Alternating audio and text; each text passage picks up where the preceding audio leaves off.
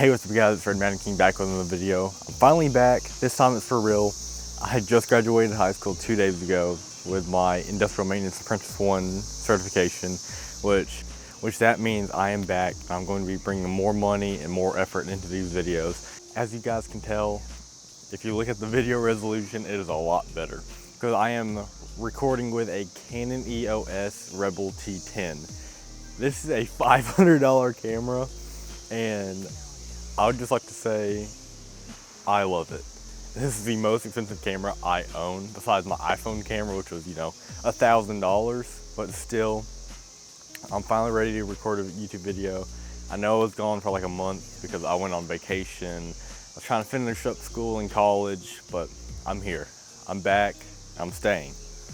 But enough ranting, let's see what I've done to the car, because as you can see, it's changed a lot since the last video I've done with the car. So let's get to it. Okay, you guys, so as you guys can see right off the bat, there are hundreds of signatures all over the car. I have my redmountainking logo. I have lots of other YouTubers signed it at car shows. Just everybody. I have the donut sticker. That's actually a really nice shot. But yeah, a lot of signatures all over the place. That's my English teacher right there. And I put a spoiler on my car. Yes, I know, it looks weird, but I like it. And it's became a little hot spot back here for signatures. Next time I go to a car meet, this is probably gonna be covered in signatures. A lot of signatures up here. I have a lot on top, but not many. But let's stick to the interior. If you guys can see it, I have a radar detector in there. That is the Uniden R3 radar detector. I have this extra cigarette port holder. There's 3 extra ones because I'm supposed to have one on the inside of my dash right there, but that one's broken and I only have one up here. So I just said, you know what, I'm gonna get a step up transformer to go on my dash to power 3 cigarette ports and more little charging ports, because it is a pain in the you know what to not have places to charge stuff. I installed a new gear shifter. You can barely see it because it's super dark in there. I installed or not installed, but I put on a custom steering wheel cover that says redmountainking. And I also have an interior glow light that isn't on, obviously, because it's day. And there's actually 2 more things. I installed brand new Rockford speakers in the front and back. And yeah, that's probably about it for the interior. Pretty cool, pretty nice, just very expensive. Over time, having to buy all that stuff probably cost me a little over $1,000. I did do something a little special underneath the hood. Let's check it out. I'll go in here and pop this.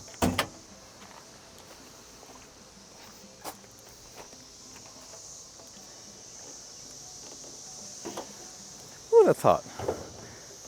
I installed a cold air intake on the 3800 V6. It made my car 10 times louder. But that's really cool. I tried doing a before and after sound on the with and without the cold air intake. I was really scared to lose my DJI microphone while recording it.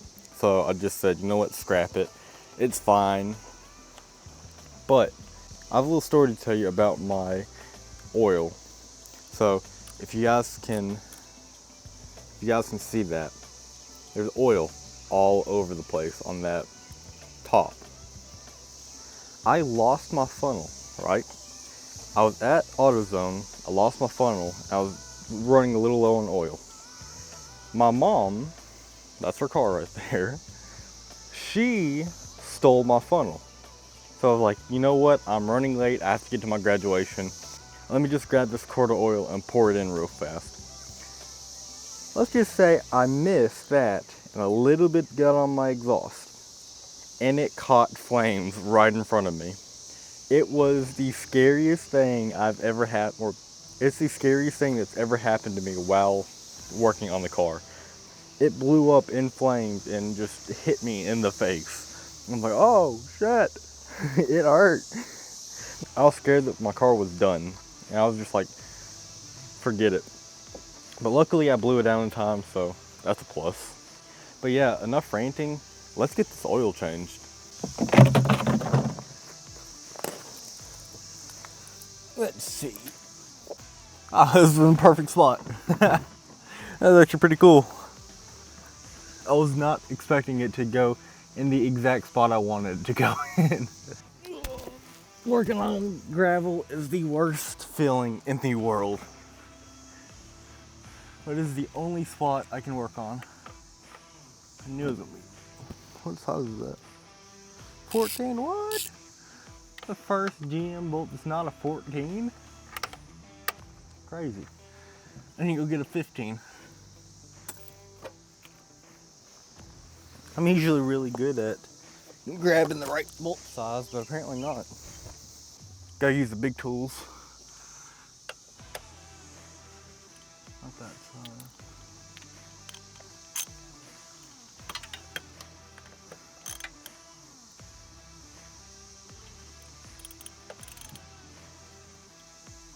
Oh, okay. Just had to break it loose real quick.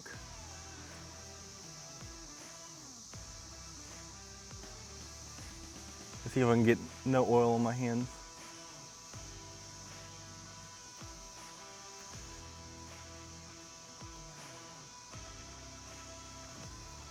Look at that, clean. I'm a good mechanic. Woohoo! Oh shit.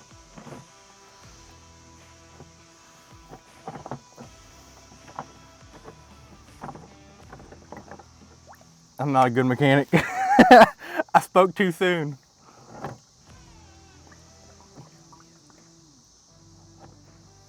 I forgot to take out I forgot to take out the bolt. I forgot to take that out. I spoke way too soon. Should have just kept my mouth shut. Oh god. Just made a massive mess in the driveway. Okay. It looks like it's done draining. Now it's time to do the tricky part and get that oil filter.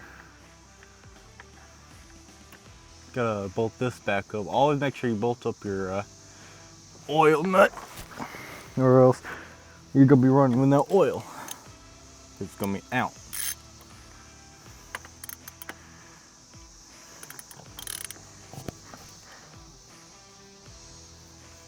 I think that should be good. Yeah.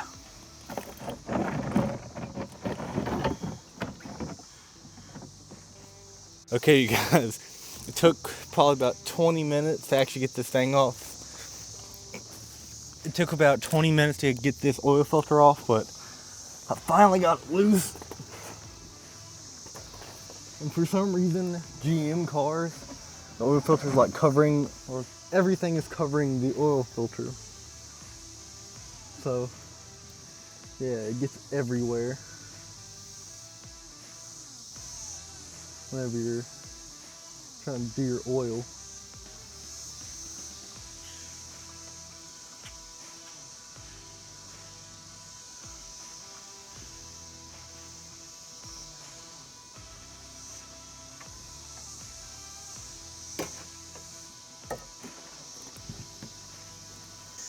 Okay, it should be done draining. Get back underneath there and install my brand new oil filter. Remember, you guys, always fill your oil filter 3/4 of the way full before putting it on your car. It helps the engine start and cycle better.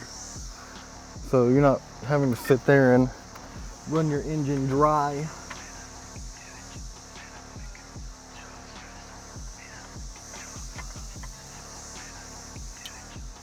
It helps filter better.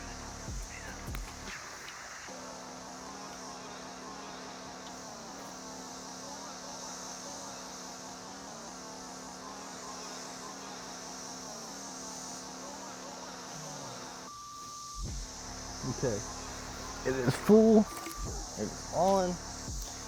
Now let's get to the top and fill the engine.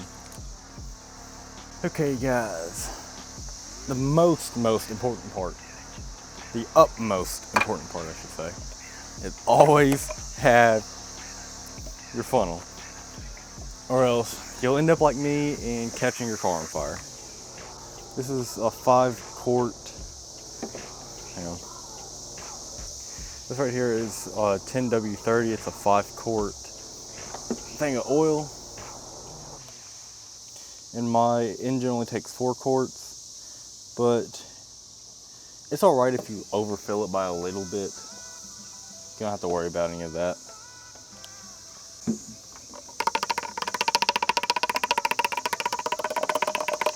Give it a nice little shake.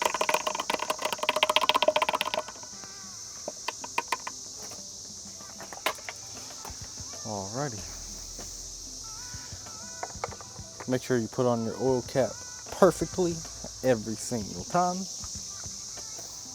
Now, this is a part that y'all really need to worry about when you're working on your car. Because when you go to start it, you always have to restart the oil gauge. Okay.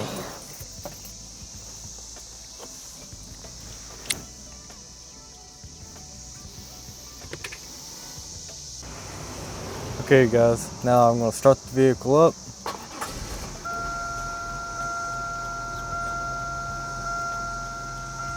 Okay, right now I'm just letting it cycle that oil and letting it breathe basically, because you know I just changed all the fluids out. And I'm just letting it cycle through all those pistons, lubricating up that oil and pushing all that bad oil that was left in there, well, the little bit of oil that was left in there, like covering everything on the inside. It's filtering that out through that oil filter. That's why I always fill that oil filter 3/4 of the way full, so it can suck in, push out properly instead of, you know, it draining itself and struggling. And right now it's just circulating. And it doesn't have to do it for that long, just long enough for it to kind of go through the entire system. Pretty simple, pretty easy. And yeah, that's how I change my oil. But yeah, I know it's been a while since I've been back and done an actual car video, but I'm back and I'm ready to stay. So if you guys like this video, please like and subscribe, and see you in the next video. Peace. Subscribe.